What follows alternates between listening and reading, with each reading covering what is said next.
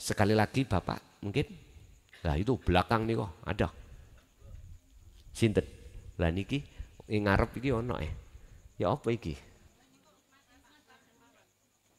Ayo sing disik-disik nyekel mik monggo ngoten mawon.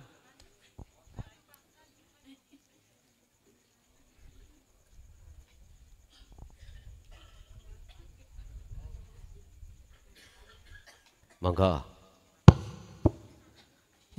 Assalamualaikum warahmatullahi wabarakatuh. Waalaikumsalam warahmatullahi wabarakatuh. Nggih, mengki tak tambahi Pak, tenang ae. Bonus, nggih. Ngapunten Pak Yai. Nggih, jenengan berdiri biar bisa disoting. Badhe tanglet niki. Wau kan Pak Yai ngendikan mun nyampaikan bahwasane sekabeh tingkah laku utawa perbuatan kita itu saking Gusti Allah, saking kersane Gusti Allah. Lah berarti misal kita berbuat keburukan atau kejelekan, entah itu nyolong terus mendem terus nopo mawon sing tersesat niku termasuk kan saking Gusti Allah.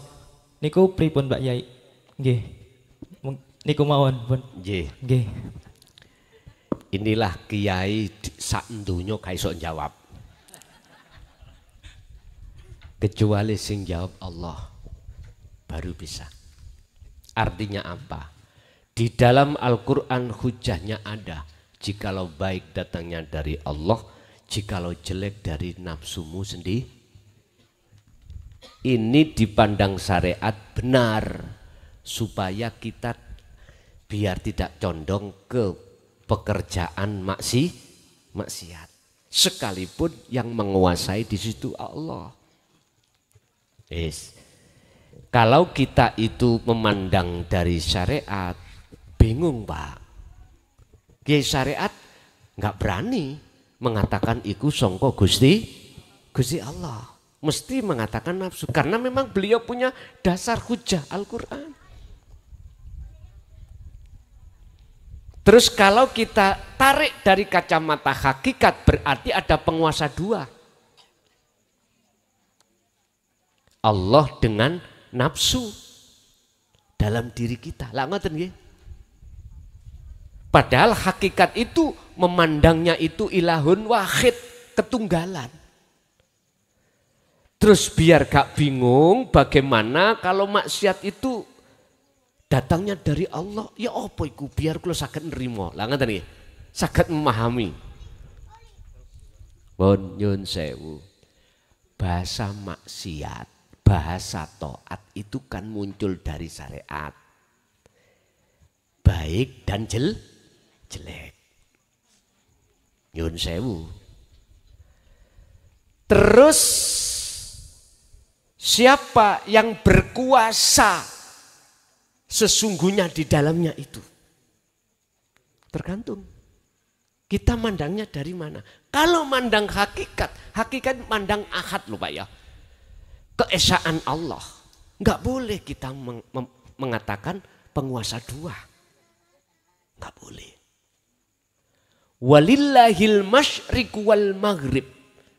Walillahilan iku tetep kedue Allah. Apa al masyriku utawi sing nguasai jagat etan wal maghrib lan jagat kulon. Itu hanyalah Allah. Sampai akan paham dan kita tidak akan protes dan tidak menuduh ada penguasa dua manakala kita sudah sampai di hakul basiroh. Kalau belum masih bingung Pak kita. Estu masih bingung. Ingat, di dalam tubuh kita ada segumpal daging. Tatkala itu bagus, maka baguslah semuanya.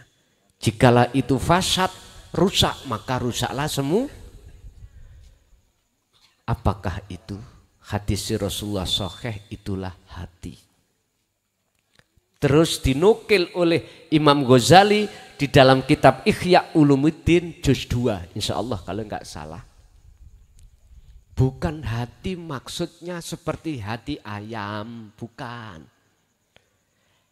Al-qalbu ay ar-ruh, maksudnya ruh. Jikalau ruh kita itu beriman ada 2, bahkan ada 3, ada 4, maka rusaklah ruh itu. Setelah itu maka rusaklah seluruh perbuatan jasmani kita, Pak. Rusak di mata Allah, bukan di mata manusia. Akhirnya jasad kita ini gampang maksiat. Karena kita tidak merasa Allah dekat atau Allah selalu melihat kita. Nyun sewu, tombok togel niku dosa napa mboten miturut syariat? Larangan apa perintah? Nyun sewu Pak, saya tidak ngomong inisial loh ya. Saya pernah tahun 2001-2002 diparani kiai Pak, ulama, minta nomor. Mohon maaf ya, saya katakan ulama karena pandangan umum dia tukang ngaji. Kebebeng, tahu kebebeng Pak? Keterpaksaan, hutangnya banyak. Niku bilang sama saya, Gus, dudunono meresuk kemis iku piro muncule, kanggo nyaur utang tok ae. Saya coba, mohon maaf. Ini tingkatannya kita sebagai tukang ngaji, isok ngaji. Apalagi yang tidak belas, nah gitu toh. Artinya siapapun kita, apapun status kita, kalau belum sampai dzikir sirul asror, su'aul basyiroh, bahkan hakul basyiroh, mesti terbuai Pak, kita itu hati kita. Dengan kebiarindunya terbuai. Sehingga kita akan buta pada Allah, akhirnya kita akan gampang dan berani berbuat maksiat. Husnul a'mali nata'iju husnil akhwal mingkol bin zalihidin. Syekh Athaillah dalam makalah, perbuatan dohir jasad ini akan bagus, itu tergantung sumber yang muncul, keadaan ruhaniyah itu bagus apa ora. Bagusnya hati ruhaniyah jenengan yaitu mingkol bin zahidin. Kalau di dalam Al-Quran, ini wajah tuwaj hiya, wajah ras sampean menghadap ke wajahi Gusti baru, itu benar.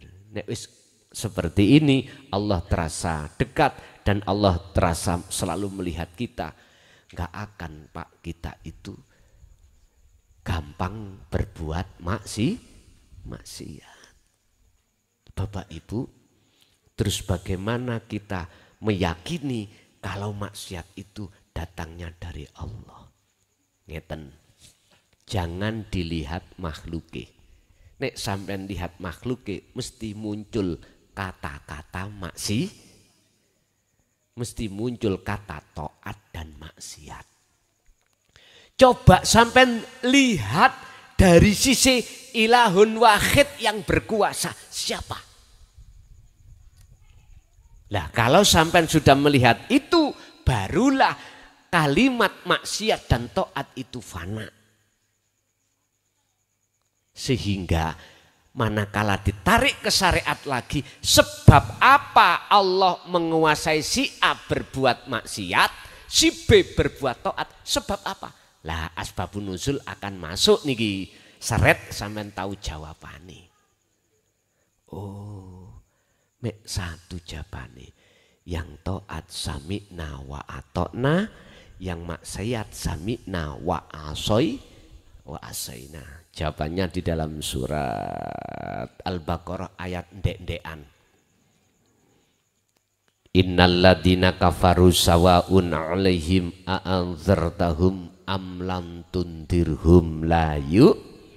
Mereka yang maksiat itu karena dituturi atau tidak, dinasehati atau tidak, tetap hatinya la yu'minun, tidak percaya. Lah maksiat niki sing kula maksud maksiate ati. Maksiate ada dua, maksiate jasad dan maksiate roh. Khusus yang kubahas tadi adalah maksiate roh. Apa maksiate roh? Musyrik, menyentuhkan Allah dengan yang lain. Nek maksiate jasad iki ditoton ning hukum syariat. Wis ngerti iku bojone wong.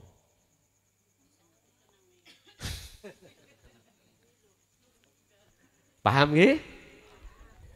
Jadi kita akan mengatakan tidak maksiat, tidak taat manakala melihat Allahnya.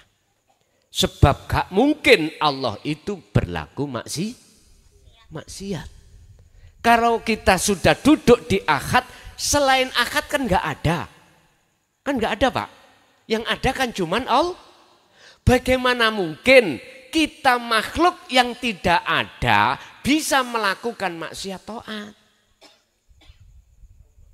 Makanya saya katakan bertemu Allah itu bagaimana mungkin kita yang sebagai makhluk yang sifatnya tidak wujud bisa melihat yang wujud. Mungkin mboten? Mboten mungkin. Jadi yang bisa melihat yang wujud sendiri berarti yang melihat Allah itu Allah sendiri. Setelah dalam dirimu kefanaan keakuan dirimu sebagai makhluk. Bau wengung memangnya kalau sudah di situ Pak. Tapi kalau sampai terus menerus gelem dzikir seperti itu, Allah sendiri yang akan membimbing diri jenengan dan jenengan tidak akan pernah bingung manakala nanti kalau sudah dihakul basiro. Dzikir sirul asr iki proses sih Pak. Muncul dari kalimat tauhid di dalam surah Al-Anbiya ayat 87. La ilaha illa anta subhanaka inni kuntu minadz zalimin. Tolong iki sampean buka di dalam tafsir mutasyabihah itu di dalam Al-Qur'anul Qadim. Nek Al-Qur'anul Karim berarti bacaannya. Tafsirane Al-Qur'anul Qadim. Tapi kalau sampean lihat dari tafsir muhakamah, apakah Ibnu Katsir, apakah tafsir Jalalain, tafsir Munir, tidak ketemu. Tentang sirul asrar. Mboten sakit ketemu. Ketemunya itu nanti ada di dalam Al-Qur'anul Qadim. Yaiku wahyu Gusti Allah yang tersirat yang ada di dalam hati jenengan. Iku nanti akan terbuka manakala jenengan sudah sampai di hakul basiroh. Itu muncul sirul asrar. Lah fungsine bacaane cukup praktek dirasa. Kalau bacaannya ya la ilaha illa anta subhanaka inni kuntu minadz. Kalau jenengan mau cotok lesan ini hati tidak berjalan rasa, jenengan akan mendapatkan karomah. Jenengan akan muter-muter di makom mukasyafah, tidak bisa ke musyahadah bertemu Allah, nggak iso. Mboten bisa. Itu tidak jauh berbeda ketika jenengan dzikir jahar kali siri. Jenengan masuk thariqah manapun, muktabaroh katanya. Ketika jenengan suluk puluhan tahun, pingin tahu saya. Sudah wusul? Mohon maaf loh ya. Karena saya juga korban Pak. Jujur saya korban. Saya pelaku puluhan tahun. Jujur. Saya masuk di dalam thariqah salah satu di antara thariqah yang muktabaroh. Aku nggak usah nyebut ya. Saya diaturi dzikir sirri, mohon maaf pada saat itu tahun 74 Pak. Berapa? Satu hari satu malam 20.000. Kalau sekarang berapa? 5.000. 20.000 Pak. Tapi itu memang proses birriyadhah wal adhkar. Memang proses itu. Tapi saya katakan Kalau terus sampean ada di zikir itu nggak bisa untuk dikatakan husul di maqam musyahadah pada Allah. Kita endingnya nanti terminalnya di maqam mukasyafah, jenengan penuh karomah, jenengan akan mohon maaf, dalam mukasyafah itu jenengan itu tiap saat dan waktu itu gampang ketemu malaikat, keliwar-keliwari malaikat ikut tahu. Malaikat arep ngambil bebek sampean, ketemu. Takok. Il kate nandi? Bebekmu tak joko. Kapan Il? Iki cara muhadasah ya, omongan pribadi. Cara ruhaniyah. Ya sok minggu jam 10 siang. Loh, akhirnya ngomong kita pada bebek. Bek, bojone paman.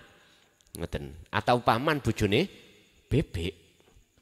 Bebek ajeng dijukuk Gusti Allah minggu jam 10. Eblas saya. Tahu eblas? Ngomong apa sih kamu? Padahal bebek masih seger-segere, gitu. Masih sehat. Gak mungkin. Loh, kejadian sungguh minggu jam 10 itu dia dipanggil oleh Allah, tidur gak bangun.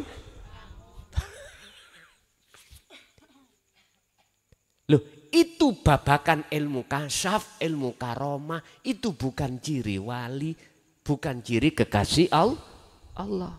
Ada tamu datang, seret, mau curhat dan minta tolong. Karomah ngomong, karomah yang dibawa itu ilmu karomahnya itu ngomong nang ngene. Hati jenengan, orang yang datang tamu itu habis tengkar kemarin. Mau pisahan, sing laki nempeleng, sing perempuan nyelatu. Begitu masuk, assalamualaikum, waalaikumsalam, duduk. Tamunya durung ngomong, langsung jenengan ngomong. Kalau jadi suami laki-laki, kalau nempeling tembok, jangan nempeling istri seorang wanita. Kaget mboten? Kaget. Loh, kok tahu?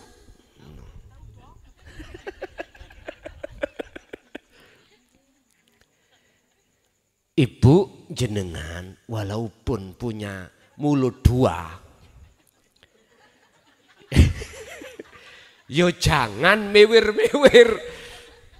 Orang laki-laki jangan dicelatu-celatu. Kaget nggih?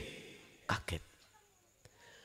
Umume umat manusia pada umumnya mesti nuduh jenengan iku wali. Buka ning Quran, ciri wali bagaimana?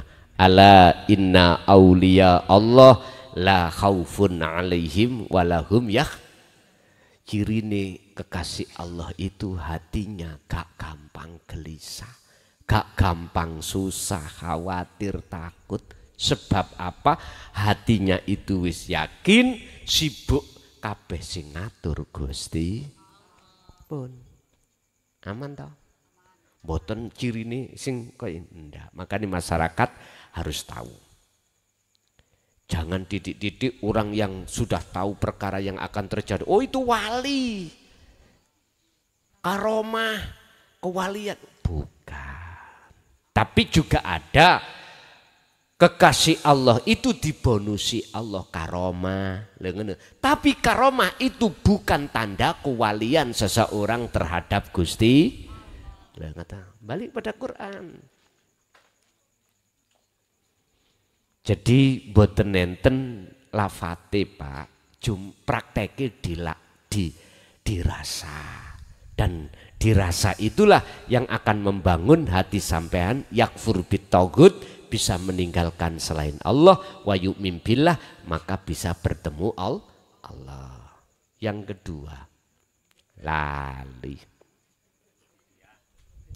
Fidyah. Nggih. Bagaimana fidyah secara hakikatnya? Iku kan nyaur toh Pak, fidyah itu. Kadang syariat kita, orang tua kita sakit gak sholat 40 hari, akhirnya dibayar fidyah atau diganti sholat, disauri. Hakikatnya ya apa? Nyun sewu. Surat Al-A'raf ayat 172 dibuka. Al-A'raf 172.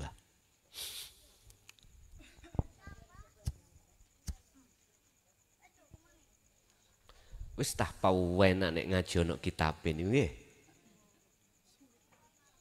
Sampun Bu, ketemu? Dereng. Paketane lemot. Alastu birabbikum qalu bala syahidna. Ruhaniyah sampean kali kula waktu di zaman ajali. Sebelum dunia didadekake. Iku sudah punya teken janji pada Allah. Salat iku wajib toh? Wajib. Hafidu ala sholawah wa sholatil wusta wa kumulillahi qanitin. Perjanjian. Muhammad 5 waktu? Nggih, 5 waktu. Di situ Allah katakan, betulkah ruh al-arwah aku Tuhanmu? Tetapkah kau bercinta, menyembah, memuja, memuji hanya padaku? Jenengan jawab teng mriku qalu bala syahidna. Qalu mongko padha jawab sapa arwah bala injih syahidna, bersaksi, melihat, bercinta, menyembah, memuja, memuji sapa ingsun dateng jenengan. Oke, langsung dicatat, disestempel, des. Wa nafakhtu, kemudian lalu ditiupkanlah roh itu terhadap jasad. Disitulah Bapak Ibu nikmatul ijad sudah Allah laksanakan. Nikmat di mana penciptaan jenengan kali kula sebagai makhluk. Lalu Allah juga menyiapkan nikmatul imdad, kelangsungan kehidupan, kebutuhan jasmani dan rohani. Jasmani kita waktu di kandungan, vitamin dilewatkan ibu. Lah ngoten nggih. Bapak yang kerja, ibu ya yang hamil, yang mama kasih makan bayi di dalam kandungan. Jangkep 9 bulan lebih. Mohon maaf Bu nggih. 2 kates luru, 2 monyor-monyor. Tahu monyor-monyor? Penuh dengan ASI. Monyor-monyor penuh asinya. Itu loh namanya kalau Jawa Timur monyor.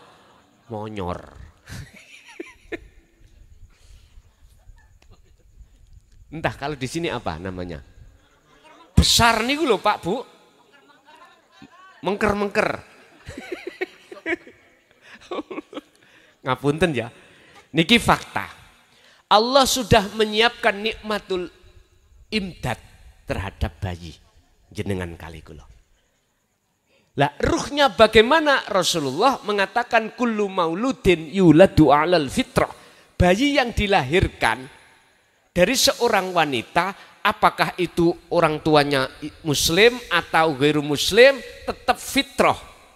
Artinya fitrah, ruhaniyah sampean kali kula ini masih mulus menyembah Allah. Menyembah ilahun wahid. Masih syahidna. Makanya anak kecil, kata hadis, meninggal sebelum balik, itu adalah langsung surga. Ini sebagai celengane orang tuh, celengan, tahu celengan ya? Nyun sewu, karena dia belum teringgapi dosa, belum teringgapi perbuatan yang melanggar hukum, karena bigori aklin belum balik. Anak kecil itu laksana Kanjeng Nabi Adam di surga. Tidak ikut kerja, pingin apapun itu keturutan. Pak, Bu, gule, datang gule. Si kecil gak ikut kerja. Gule minta mainan, datang mainan. Nabi Adam gitu. Adam dalem Gusti. Kui pingin urip terus ning negeri surga. Injih. Apa sebabnya? Kepingin apa ae kula gak kathik rekoso, soro-soro kerja, datang sendiri. Oh ya, tapi satu yang harus kau pegang perjanjian apa? Wala taqraba hadhihi syajarah. Jangan kau dekati pohon itu. Karena pohon itu berbuah khuldi. Jikalau kau mendekat mesti kepingin. Jikalau kau kepingin mesti ingin mendapatkan. Kalau sudah mendapatkan mesti kau makan. Siap ngoten. Syahidna nggih Gusti. Jenengan nggih ngoten. Nggih Gusti, kula nyembah jenengan. Tapi ketika akil balik datang, laki atau perempuan, akil balik sing laki cari gendaan, cari pacar. Sing istri memeti, lah ngoten ya. Makanya jangan heran ada anak SMA, anak SMP hamil. Karena dia sudah balik. Artinya kita semua Pak kalau sudah masuk dalam balik, akil balik, nafsu itu masuk, jeret, nyodorkan buah khuldi. Ketika Nabi Adam mendekat, enak be, kok anget. Terus wis kedemok, piye rasane? Lah ngoten nggih. Diteruskan. Akhirnya apa? Itu kan sebabnya kan kena daya tipu iblis. Sama jenengan daya tipu nafsu, yaitu kesenangan dunia. Itulah buah khuldi hakikatnya. Akhirnya diusirlah Nabi Adam dari surga ke dunia. Kita Pak, akhirnya kita nikah, kita punya anak, kita kerja sorok. Tadi enak-enak jadi anak kecil, lalapo jadi anak kok jadi anak kecil terus, enak terus. Udah, ini proses kita. Siapapun kita prosesnya seperti ini. Bahkan nenek moyang kita, Nabiullah Adam juga begitu. Yang penting, dawuh Gusti Allah yang terakhir. Kembalilah pada Allah dalam keadaan fitrah. Adam dalam enakan ing dunya sora Gusti pingin balik nang negeri asalmu injih fatalaqqa Adamu mir rabbi kalimatin fataba alai ana syarat Adam napa trimon kalimat iki pundi yang dimaksud kalimat la ilaha illa anta subhanaka inni kuntu minadz baru kalau sudah diterima diamalkan bisa la ilaha illa ana.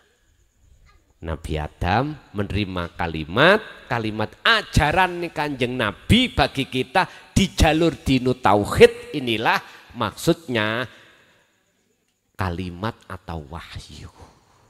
Wis dilakukan baru bisa. Jadi kembali kita sebelum kita kembali dalam kematian secara syariat, itulah sak bejo-bejone wong sing paling bejo yaiku ya wong kuwi tatkala ning donya dheweke sudah bertemu Gusti Allah. Jadi pertama fidyah tadi adalah sampai niku setelah meninggalkan perjanjian sampean. Berapa tahun? Kita sampean hitung dewi. Mulai akil balik lho. Terus bagaimana caranya kita menyaur dari fidyah yang kita tinggalkan. Sampai buka di dalam surat Ali Imran ayat 31 tadi. Wa yaghfir lakum dzunubakum, itu akan diampuni Allah manakala jenengan ini kata Rasul fattabi'uni, ikuti aku, ajar aku di dinu tauhid. Falyamal amalan sholihan, lalu lakukan. Jadi kita jangan ngikuti syariat tok Pak, tapi juga harus mengikuti hakikatnya yang pernah dilakukan oleh kanjeng Nabi. Umume umat Islam iku ngikuti nglakoni syariatnya saja, tapi hakikatnya rohania kita no, tidak. Inilah sebetulnya yang dikatakan meninggalkan kewajiban, meninggalkan perjanjian kita pada Allah. Udah, niku tok mau selesai. Oh ya, ya, aku 8 second gitu, pun. Ini saya kaji setiap tahun, tepatnya di bulan Ramadan. Siapapun umat dari manapun penjuru datangnya umat, Ramadan itu saya bahas akoid seket iki atau sifat wajib Allah dan wajib manusia atau Rasul saya bahas komplit di bulan Ramadan. Boleh mengikuti langsung di pondok, boleh lewat live. Memang Pak, kebanyakan itu hanya disampaikan secara syariat. Padahal mulai dari sifat wajib Allah 20, mohal 20, di situ kan ada sifat nafsiyah, sifat salbiyah, ma'ani dan maknawiyah, ya toh? Semua komplit itu mestinya pendidikan rohaniah. Entah beliau-beliau tidak menyampaikan, itu saya juga tidak tahu alasannya. Yang jelas kalau sudah kita membahas wujud, itu pembahasan rohaniah, bukan jasmaniah. Walaupun di dalam sifat ma'ani 7 itu kudrat, irodat, ilmu, hayat, sama, basar, kalam, itu nang rohaniah. Makanya ini saya bahas hanya ada di bulan Ramadan setiap tahun. Kalau tahun depan itu saya masih diizini Allah untuk membahas, saya bahas. Jikalau saya belum digamkan, dipensiunkan, pasti akan kami bahas. Sampai bisa mengikuti langsung ke pondok, di sana sampai hanya berangkat orang tok dengan pakaian udah gratis, dahare gratis, tileme pun jenengan tinggal ngurungokke ngaji udah, terus melakukan kholwat, monggo. Terus bagaimana kita yang ngaji sudah di dalam sifat-sifat wajib Allah terus belum dibahas tentang kerohaniahnya, ya jenengan harus bertanya kepada si ngeji, Pak. Tanya, jenengan harus tanya. Dari kerohaniahnya itu keterangan wujud yang bagaimana, kidam bagaimana, mukhalafatu lil khawadisi qiyamuhu binafsihi sampai mutakaliman. Sifat mukhali Allah, sifat jaisi Allah, sifat wajib Rasul, mukhali Rasul, jaisi Rasul, akhirnya lengkap 50. Niku saya bahas setiap tahun itu cuman di bulan Ramadan. Inilah modal pertama sebagai dasar tauhid untuk pengembangannya itu adalah di dalam ilmu tasawuf lainnya. Mukobalahnya terserah, kitab hikam boleh, Jami Usul Aulia monggo, banyak kitab-kitab yang berversi tasawuf, Fatkur Robani ada, sakerso jenengan. Nggih. Wonten malih niku.